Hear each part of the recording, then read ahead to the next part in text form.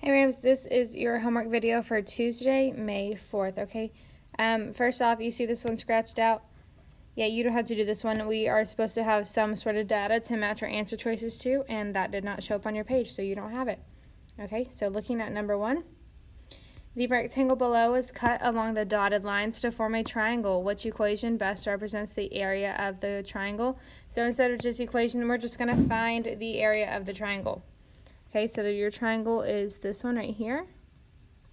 Okay, we know our area formula. It's A equals 1/2 base times height.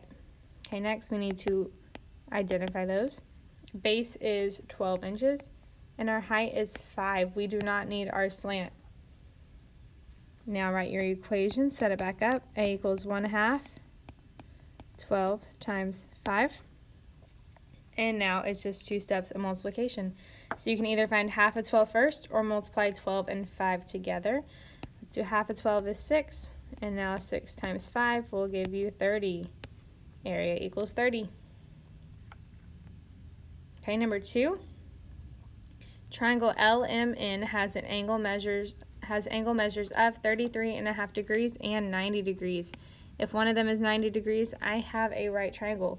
What is the angle measure of the third angle? Okay, so we're looking for that missing one.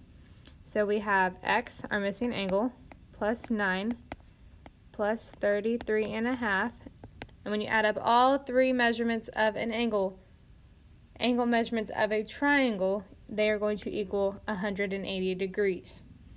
Okay, so first step, you want to add these two together. 90 plus 33.5, 123.5. Plus x, that will give me 180. Now this is a one-step equation. To isolate your variable, addition is happening. I want to do my inverse, so I'm going to subtract 123.5 from both sides. So I'm left with x equals, and then we have to subtract. Okay, so I'm going to borrow over here. 10 minus 5 is 5. 9 minus 3, 6. 17 minus 12 is 5. 56.5 degrees. And you can remember, always check your answer with substitution. You would plug this number back in for your x, add up all three to get 180. Okay, next page, we're at number 4. The dot plot shows the number of hours the students in Mr. Ross's class slept last night. Which of the following statements is not correct? There are a total of 17 students in Mr. Ross's class. Well, you have to count your dots. We have 1, 2, 3, 4, 5, 6, 7, 8, 9, 10, 11, 12, 13, 14, 15, 16, 17. That's true. Exactly 9 students slept for less than 8 hours. So I'm going to look on this side, less than 8, and we're going to count them. Let me change colors.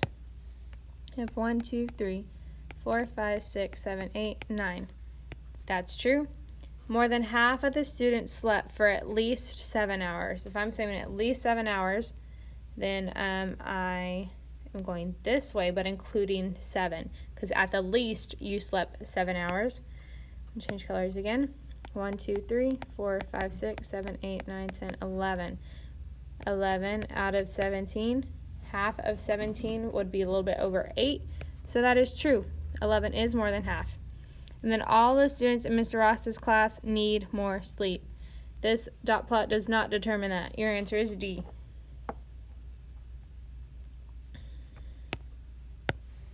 Mr. Hamilton tallies her students' test grades in the table below.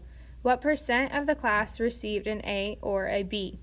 Okay, so first step, when we're finding our percent of a number, we need to know our total. So A, we have 7 students. Who made a B, 5 students. Who made C's, 14 students, and who made an F, 4 students. When you add all of those up, you get 30. So 30 is my total. And now I'm just looking at people who made an A or B, so 7 plus 5 is 12. So 12 out of the 30 students made an A or B on the test. But this is just our fraction. We need 8%. So 30 does not equally go into 100, so I don't want to make an equivalent fraction. I'm going to do top dog in the house and divide. Give me a decimal, and then move my decimal place 2 places to get my percent. So 30 cannot go into 1, or 2. So you add a decimal, bring it up, add a 0. 30 into 120, 4 times 30, 120, subtracting it 0. So our decimal is 0.4, but we still need our percent. The rule is you move it 2 places to the right. Fill in that gap with a 0, and I now have 40%, D. Okay, number 6. Mrs. Wright has organized the features of a credit and a debit card into a table below. Which description is the best representation for the missing detail? So we are looking for one of these answer choices that represents a credit card. A says purchases are unlimited in funds. Well, that is not true. You don't just have an unlimited amount of money because you have a credit card. B says purchases are charged a fee at the time of transaction. That is not true. Purchases must be in a one-time payment. I think we're missing a word there, but purchases must be a one-time payment. That's not true. Purchases are subject to a credit limit. Yes, once you get a credit card, you apply for a credit card, and they check your credit score, and depending on how financially responsible you are, they determine your credit limit. So if you have really good credit, your credit limit is a little bit higher. That means that you are able to spend more money on the credit card that you still have to pay off. But if you have a low credit score, your credit limit will be a lot smaller because they need to trust you with the amount of money that you're spending and make sure that you can pay it back. Okay, so your answer is D, and that is Tuesday's homework.